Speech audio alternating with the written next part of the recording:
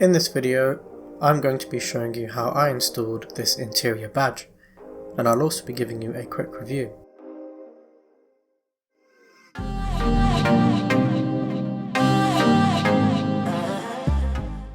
This is the product, and I bought it from AliExpress.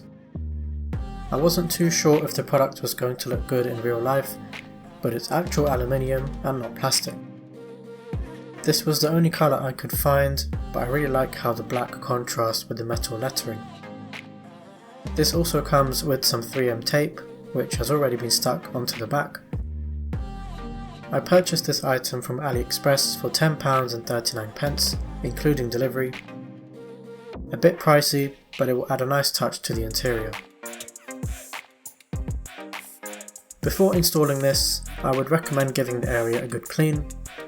I'm going to use a bit of Meguiar's heavy duty multi-purpose cleaner and a microfiber cloth to remove any grease or dirt from the plastic, just so that the tape sticks properly.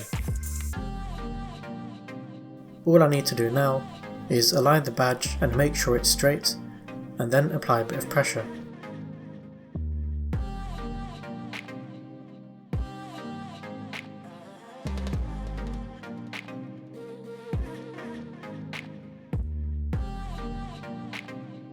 This is how it looked before without the badge. This is how it looks afterwards.